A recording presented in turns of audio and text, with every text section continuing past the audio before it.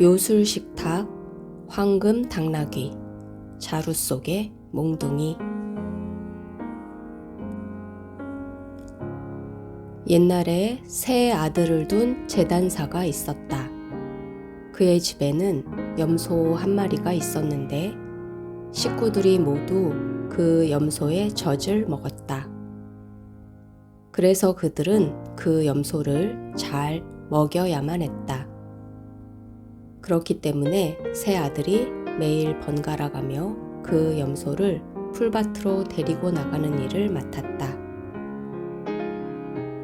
어느 날 큰아들이 염소를 데리고 교회 묘지로 갔다. 그곳에는 좋은 풀이 많았고 염소를 자유롭게 풀어주어 마음껏 풀을 뜯어먹게 했다. 저녁 무렵 집에 돌아갈 때가 되어 염소에게 실컷 먹었냐고 묻자 염소가 배부르게 잘 먹었다고 대답했다. 집에 돌아온 큰아들에게 재단사가 염소를 잘 먹였냐고 물었고 큰아들은 그렇다고 대답했다. 그러자 재단사는 직접 염소에게 확인을 하고 싶어 헛간의 염소에게 가서 잘 먹었냐고 물었다. 그러자 염소가 그곳 땅은 바싹 마르고 몹시 거칠며 나뭇잎들과 풀들이 너무 질겨 먹을 수 없었다며 울었다. 염소의 말을 들은 재단사는 거짓말을 한 큰아들에게 화가 나서 흠씬 때려준 뒤 집에서 쫓아냈다.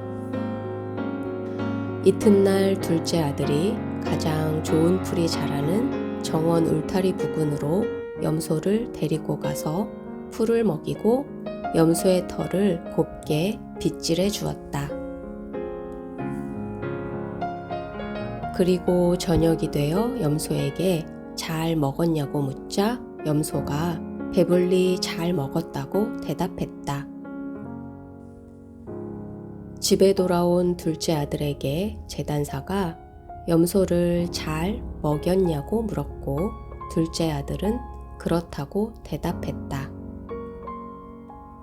그러자 재단사는 직접 염소에게 물었고 큰아들 때 그랬던 것처럼 이번에도 염소가 거짓말을 했다. 그러자 재단사는 어떻게 착한 짐승을 굶주리게 할 수 있냐며 둘째 아들을 흠씬 때린 후 집에서 쫓아냈다.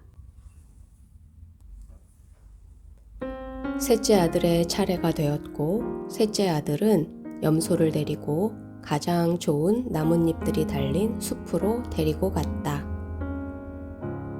저녁이 되어 염소에게 잘 먹었냐고 묻자 염소가 배불리 잘 먹었다고 대답했다.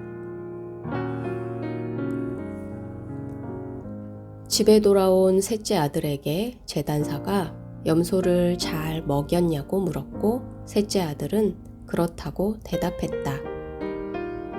그러자 재단사는 직접 염소에게 물었고 큰아들과 둘째 아들 때 그랬던 것처럼 이번에도 염소가 거짓말을 했다. 그러자 재단사는 더 이상 자신을 조롱할 수 없을 거라며 셋째 아들을 흠씬 때린 후 집에서 쫓아냈다. 염소와 둘만 남게 된 재단사는 직접 염소를 데리고 풀밭으로 가서 풀을 뜯게 한 후 염소에게 잘 먹었냐고 물었다. 그러자 염소가 배불리 잘 먹었다고 대답했다. 집으로 돌아온 재단사는 헛간에 염소를 매놓고 염소에게 다시 물었다. 그러자 염소가 새 아들을 모함했던 것과 똑같은 대답을 했다. 그 말을 들은 재단사는 기절할 듯 놀라 자신이 죄 없는 아들들을 내쫓았다는 것을 깨닫고 염소의 머리를 면도칼로 박박 깎은 후 매질을 했다. 그러자 염소가 도망쳐 버렸다.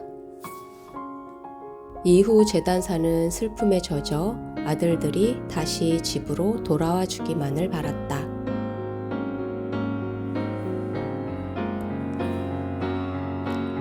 한편 아버지에게서 쫓겨난 큰아들은 목공일을 열심히 배워 목수가 되었다. 그가 떠날 때가 되자 스승이 평범해 보이는 작은 나무 식탁을 하나 주었다. 그러나 그 식탁은 식탁의 주인이 원할 때 언제나 한 상 가득 맛있는 음식을 차리는 신기한 능력을 가진 식탁이었다.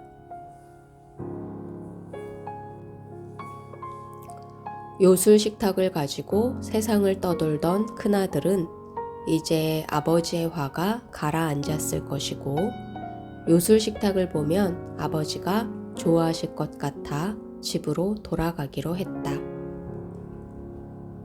그래서 집으로 가던 도중 한 여관에 머물게 되었다. 그는 그곳에서 여관에 모인 모든 사람들에게 음식을 대접했다. 그것을 본 여관 주인이 자신의 집에 있던 식탁과 요술 식탁을 바꿔치기 했다. 식탁이 바뀐 것을 모른 채 큰아들은 그것을 가지고 집으로 갔다. 그리고 아버지와 마을 사람들에게 요술 식탁으로 음식을 대접하려 했으나 망신만 당하고 말았다. 둘째 아들은 제분업자에게 가서 곡식 받는 기술을 익혔다. 그가 기술을 다 배우자 방앗간 주인이 특별한 당나귀를 선물로 주었다. 그 당나귀는 금돈을 쏟아내는 당나귀였다.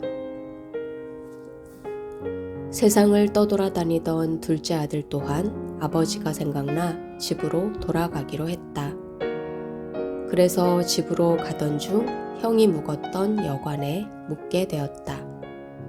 둘째 아들이 금돈을 지불하자 눈이 휘둥그레진 여관 주인은 마구간으로 가서 둘째 아들이 하는 행동을 몰래 훔쳐보았다. 그리고 그 당나귀가 황금 당나귀라는 것을 알고 자신의 당나귀와 바꿔치기를 했다. 자신의 당나귀가 바뀐 것을 모른 둘째 아들은 집에 당도하여 아버지와 친척들에게 부자를 만들어주겠다고 했다. 그러나 역시 망신만 당한 후 여관 주인으로부터 사기를 당했다는 것을 깨달았다. 셋째 아들은 선반 기술자가 되었다. 그 기술은 아주 많은 기술을 필요로 하는 직업이라 두 형들보다 시간이 오래 걸렸다. 그동안 그는 형들로부터 각기 한 통씩의 편지를 받았는데 그것은 형들이 여관 주인으로부터 당한 내용의 편지들이었다. 셋째 아들이 떠날 때가 되자 스승은 그동안 수고했다며 그에게 자루 하나를 주었다. 그 속에는 몽둥이 하나가 들어있었고 그 몽둥이는 주인이 시키는 대로 하는 몽둥이였다.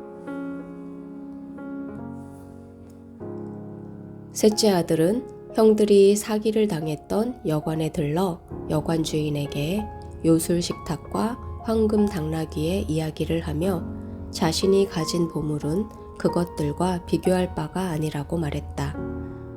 그리고 베개 대신 자루를 베고 잠자리에 들었다.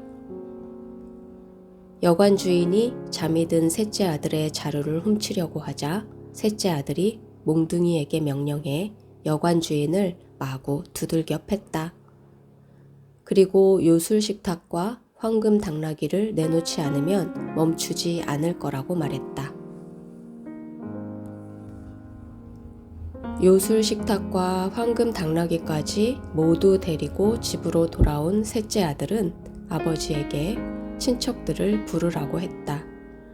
아버지와 친척들은 아무도 셋째 아들의 말을 믿으려고 하지 않았으나 이번에는 진짜였고 모두 밤늦게까지 즐겁게 먹고 마셨다. 이후 네 사람은 행복하게 살게 되었다. 한편 도망친 염소는 여우가 사는 구멍 속으로 기어들어갔다. 집에 돌아온 여우가 자기를 노려보는 두 개의 눈알이 무서워 도망치다가 곰을 만나 곰에게 말했고 큰 소리 치던 곰 역시 그 그 이글거리는 눈 아래 무서워 함께 도망쳤다. 그러자 벌이 자신을 약한 동물이라고 깔보던 여우와 곰을 위해 도와주겠다며 여우굴 속으로 날아들어가 염소의 대머리 위에 침을 놓았다. 그렇게 미친 듯이 뛰쳐나간 염소를 이후 아무도 본 사람이 없었다.